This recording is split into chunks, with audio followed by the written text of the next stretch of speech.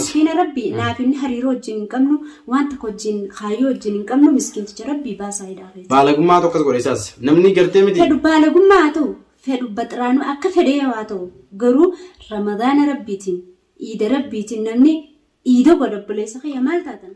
Assalamu alaikum warahmatullahi wabarakatuh. Jarra jirtu khabiyamtoota hordoftoota daawwattoota keenya bakkuma jirtanitti nageenya keenya laggeen fi gaarreen qaxxaamuree isin haala qabsiin jecha walitti deebinetti jirra gaa arraan tana kunoo akkuma beekamu gaa daraartuun amma dalagaa irraa dhuftee akkuma dalagaa irraa dhuftee ni aamte gaa saniifuu gaa mee inshaallah hanga xumura viidiyoo teenyaatti gaa daraartuu waan jettus waliin laallaa nufaana turaan isin hin ja'a.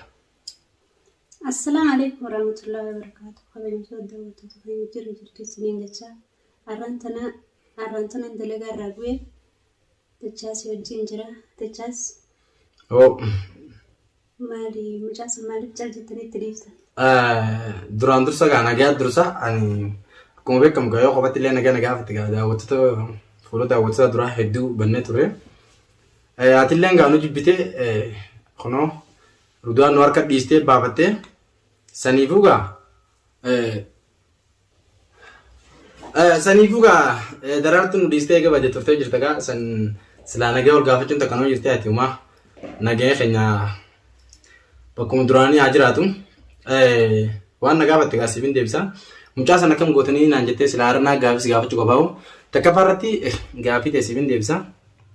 Mucaa akkam gootan jette mucaa akka goonu tokkollee hin jirtu gaa mucaa akkuma beekamu niiraadhaas namni gaa gaafsa walii galtanii warra keessanitti ergitan siififannis rudaan garuu immoo anaatitu niiruma tanaa akka isiin gartee warratti ergattu godhe anaatitu jaalatee anaan maal godhee jee waa hedduu haasee kanarraa siif rudaan jidduu ani fiti jaafu yoo haa jiraatame waan siif rudaan jidduu jiru yoo jiraatinaa hime. Rudaan jidduu naafis naaf rudaan jidduu inni jiraan jirtu. Duraanis isaatu akkana waan akkanaa jiraa naan jee wanni sun hin jiraanne badi waan hin jirre ta'e kijiba ta'e garuu isa kan akkana qixaatuun waa rakkoodha. Maaliif jennaan rakkoo jirtu san isinis cal jettanii tumatti ilaaltanii bakka ta'ee garuu maallaqa Itoophiyaatti ergame warri keenya deebisnaa jedhanii naan jedhanii jiranii akkaawuntii seenaa kan jennaan bilbila kiyya biloogna godhe. Bilbila saayiba isaatiin itti bilbilaan bakka itti naageessu didee mucaan sunis khalaas akkam godhuun qaba. Maaliif hidhame? Anaaf jecha hidhamee miti inni sun akka bu'uun barbaade gaamman. Amma inni jechuun sababsate malee waan biraati miti. Wanni irratti hidhame inni kijiba isaati. Handuuqaan simaa malee dogoggoreen daraartu. Kijiba isaatiif hidhame inni. Takkaffaa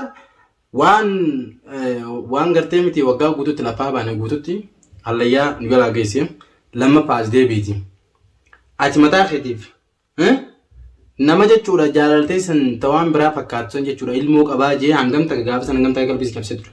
Akkasii mire as deebi ammallee kan siif inni jidduu hariiroon takka illee hin jirre daraartuu naa jaalachaa ture jedhamu dura siif inni hariiroo jaalala amma dura waliin qabdanii.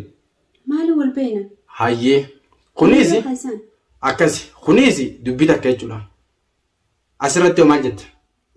Laa ani sallee hin beeku sababa kiyyaan hidhamuunis eebiin ta'u garuu maallaqaaf jecha osoo hin ta'in dhugaadhaa dogoggoree waan sannaan jee anillee dhalaadhaan kan namni sobamne hin jiru sobame naaf isa adda baase garuu ramadaana kanaaf jecha isa kan isa atuu mataan keetuu manguddoo iddoo taate irraa hiikin atuu wallaahi leesin karaa kan jirtu jechaas dhugaa yoo barbaadde.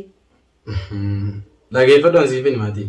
Bar maallaqa jechuudha gartee miti Itoophiyaa bu'ee 500 alaa isaaba kiyya hasaaraa godheetiin jechuudha. Doolaarri 500 irraa kafalaatiif fannis mucaa kana gallakkisi kennaan abadan gadi lakkisu jee.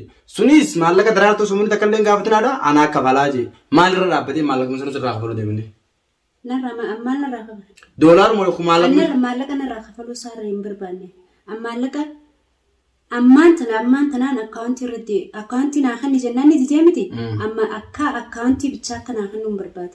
Atilleen irraa naa fuudhi maallaqa isaanii hin deebisaa banu. Maallaqa isaa akiidatti eega deebisuuf barbaadde uummata akka rakkoon hin jirtu ani gabaabdumatti waan takka taniin si hojii wal mareedhuun qabee fidi jaabu. Garuu immoo bakka takka taniin sirraa fedhu. Maallaqa bichaa maallaqa fannis yoo gartee miti amma inni deebisaa biyyatee an akkaawuntii isaatillee daawwattu akkaawuntii ganti isaanii fuudhee namni isaan maallaqa irra dabarfachaa jiraniin beeku waan ta'eef afantii biroo hin dhaqin.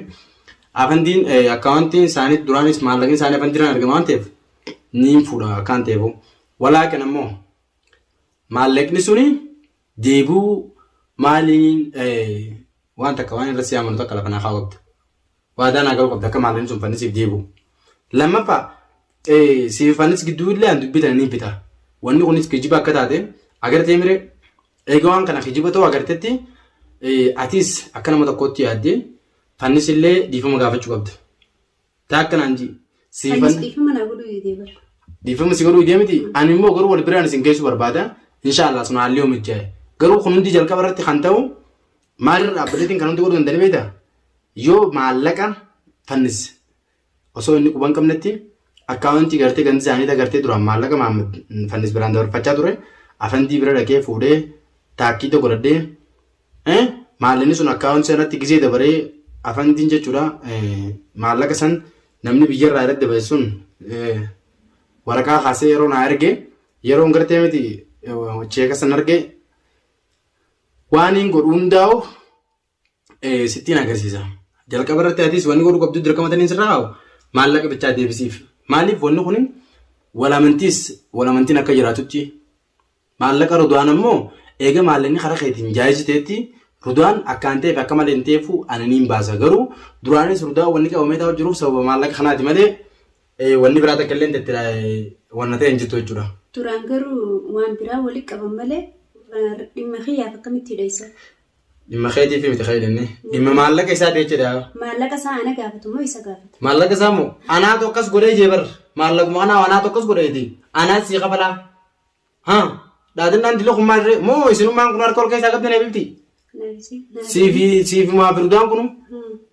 Iddoo akkana rudaan kokkuuqamu kun maaligaa? Naaf jecha hidhamuu qabu. Siif jecha hin hidhamne numaan jalqabumaa siif jecha hin hidhamne. Namni inni hidhameef dhaadannaa isaatii fi kijiba inni lafa kaa'e malee waan biraatiif si galteemma. Kijiba. Kijiba inni ilmoo qaba jee lammaffaa maallaqa aruuza godhamuu deemu soomana kanaan duratti aruuza maamti godhachiif maamti godhachuuf dandanii sanballeessi lammaffaa maallaqa. Qoyyoon siima namni dogoggorreen jiru. Namni dogoggorreen jiru. Namni dogoggorreen jiru inuma abbaa fedhe taanaan ka dogoggorreen jiru sa. Inni kun dogoggoree waan kana seene maaliif itti cal jettan maallaqa yoon qabadhe akkamitti hin gabbaasan anaaf dawwaltee ati maanan gaafachuu eenyu bilbilee kiyya kabiloo gootisun maali kabiloo goote bilbilee kun keenyuti arraan tana biloo jalaana baastee dalagaa irraa rufeetiin jira hawwattume ajaa'ibatiifis barbaada hayya ajaana barbaaddu farkeetiin jira magaariif na barbaadde hangaruu maaliif na barbaadde jeetillee iddoon nan jiru eegi dhimmitee kun dhimma walooti ana abbaan fedha akka miidhamuun fedhu maaliif furdaanis umrii jechuun baatis ramadaana dura jedhamee illee hangammaatti hidhaa taa'umsaa hedduu nama qochaan duraanis hanga daraartuun dalagaa irra dhuftuun eegu jira waan kana kophatti wanni godhan jirtu ammaan tana garuu eega daraartuun waadaan agaltee maallaqa jaayisaan godhatetti anis daawwattoota kiyya inshaallah waan bareedu tokko waan isin gammachiisaa niin godha jeetti yaada akkasii garuu immoo maallaqa kana itti yaaddee ni deebista. Ni deebistaa mire. Yoo maallaqa kana deebisuu baatte garuu immoo atummaan bakka rudaan sambuu dandeessa. Dhugaan isin jaan. Maallaqaaf moo? Maallaqaaf. Rudaan makanaa maallaqaaf hin hiines. Rudaan moo? Rudaan makanaa gartee miti. Sirraa wayyaa bifteeti. Ganaa waa iddoo asii. Taan amma gartee dila kana hundaa waasuun barbaasuti. Yoo qurxiidhaan gartee miti ajjannoodhaan waan takka niin godheette gara gartee miti kana finnee gara waan itti daba waan itti ceenutti adeemnu. Waan lammaffaa waan jira mira waan. Maallaqa niin kafala. Maallaqni kafalta mosan Itoophiyaa irraa dabarsa. Garuu booda yoo tiini na haaddan hin beekne. Akkam cheekaa jira bara. Akkam cheeka. Namni maallaqa Itoophiyaa dhaabgaa baankii irratti seentee akkuma gisee dangaddaa fanti maallaqa seentee. Anamantii akkaawuntii warra kasaa ajiidhaan baana daartii akkaawuntii warra isaaniitiin barbaada. Akkaawuntii warra isaanii bannaa raasii fudhee siqee. Halaasayya. Akkasiimi. Kafala. Kafaloo osoo hin ta'in. Ni deebisaaf maalleen isaa hin nyaadamu. Nyaadamne bire. Eenyuun kana godhe eenyu tokko na godhe kan nyaata maallaqa isaa. Ni jiraan ni deebi'aaf maalleen isaa sanumarraa yaa jaame. Daruurii haayini isaa ni deebi'aaf. Garuu miskiina rabbii naaf inni hariiroo wajjin hin qabnu waan tokko wajjin kaayyoo wajjin hin qabnu miskiinticha rabbii baasaa hidhaafee. Baalagummaa tokkos godhe isaas namni gartee miti. Fedhu baalagummaa haa ta'u fedhu baxiraanuu akka fedhee haa ta'u garuu ramadaana rabbiitiin iida rabbiitiin namni iidoo godhabbileessa kiyya maal taatan? Iidoo namni mana hidhaa keessa jiruus tokkuma barra. Suni isaa hidhaa keessa taa'u habiibti maal taati? Namni afaan dheeratu, namni kijibu, namni haasite nama jidduu yaadu, namni gartee miti gizee hundaa'u sharri yaadu waan hojii isaa argachuu qaba jeeti yaadan. Rudaan ammallee amarraas boros gartee miti bagee hidhamtee sitti qaataan jaa'uun maaliif akka shayitaanummaa keessatti sitti qaata. Si galtee ammaa daraartuun dila kan akkanatti kukkukamuun kun akka yoo akka dhimma hawaasaatti ilaalanii humaatii miti garuu akka dhimma dhuunfaa tokkotti yoo ilaalee anu xiqqishoo wayna keessa dhufaa haa ta'u immoo garuu tanetti ceenaa. Ani isaaf hin quuqamne jechaas. Maqaa kiyyaan akkana ta'e. Maqaa keetiin miti yoo baalummaa sana. Hiinaansi maqaa kiyyaan akkana ta'e waan san jee dubbiin sun kijiba taate isa san akkaan godha anaa beekachiin boodatti yookaan seeraan hin gaafadha yookaan akkaan fedhettiin isa waan akkana kijiba kana narra kaayee dhiirarraa kijibni hamaadha fokkotaananii fokkotasa. Akkaan itti gaafadhu isa naa beekan bichitii maallaqa keessan isin deebiseetiin isa akkaan godha anaa beeka. Sun isin lamaantu wal gaafata. Sun akkasii mire dachaasammoo akka dhuunfaatti maallaqa ati deebistee dhaabbateetiin murteessan. Yoo san ta'uu baatte garuu immoo ani hin beeku. Saniif maallaqa ati fiddee dhaabbateetiin murteessa malee waan biraatii miti inshaallah daawwattoota kee qaqqaalii gaarii kunoo daraartuu waadaan agaltee jirti. Ammoo ani amma yeroo ammaa kanatti jechuudha Rudwaan ammaan deemee baasee isinitti agarsiisa jechuudha. Maaliif dhugaa dubbachuudhaaf ani akka nama tokkotti qophaa'ee hin taa'u jira. Anaa jechuudha uumaa kanarra jiru daraartuunis dhuftee maal mafanis wanni inni barbaadu guddaan maallaqa erga maallaqni isaa keessa isaatti deebi'ee boodatti wanni biraa wanni jechuudha gartee walitti nama buusaati illee hin jirtu. Amma yeroo ammaa kana keessatti osoo jechuudha karaa tokkollee meeyini viidiyoo amma Rudwaan ammaan deemee jechuudha. Akkuma beekamu gaa naayifannis jechuun beektanii harkaa fi afaanii Rudwaan mana jira. Rakkoo isaatiin achi dhaqee ilaalu dadhabee malee beekadhu wanni takka illee wanni naafisee jiru hin jirtu waan ta'eef. Dhaqee Rudwaan ni hin baasa miti ni hin baasa. Walaakin ammoo maammadeessee girachuun kan isheen oolamu bakka maammad jiru haala laaleetiin yoo maammad mana jiraachuu baate ni hin baasa yoo maammad mana jiraate immoo silaa nayyamu waan ta'eef hanga maalin isaa deebi'utti nayyamu waan ta'eef. Dubbii riisgaa intala keessa dhaabbatiin kaameeroo kanaatti. Dubbii qabda laal bakka dalagaati guyyaa takanii hin bu'aa warra dalagaa kana daliyoon bu'anii hin bu'a. Nayaamtee narra dawwaltee yookaan bilbila namaatiin narra dawwaltee kootu jettee ilmoo namaa hidhaa baasuu qabda. Kana maallaqa barate maallaqa takkaan maayee maallaqa dubbattee beekti rakkooti jegartee mee rakkooti hidhiisan mucaa mana hidhaa keessatti achi taa'u jiru sanii nama raadhe malee ani. Waa asis. Aboo atis dhiisgaa mujirummaa keessanii beeku atis kaayina mataan keetii boon dhiisgaa beeku aniti. Hudduma naa maallaqa maallaqa. Akkasiin dhuftu siitti nana keeba. Eenyutti? Maammaditti moo dantaa keetiif jaalattee bibiti dantaa mataa keetiif jaalatte itti yaaddee. Gaafa san isaa wajjin maraachuu itti yaaddee. Saayibummaa isaatiin achi nageessitee. Itti yaaddee jaalatte. Hudduu banaa isin ammaan lagoota ni miti. Amma dhiisgaa. Maalittiin isa beekan. Sun dhimma keessanii. Karaa dheeraa kan ammaan tanaan iddoo deebisa. Sannabsiifisaa wal gaafata. Akkasii daawwattoota kan qaqqaalii gaarii waadaan isin galee ni guuta. Inshaallah. YouTube kee jalatti viidiyoo isin maxxanse yoo rabbiin jee waan dachaas irra gee waa hundaa'u dhaqeetiin jechuudha.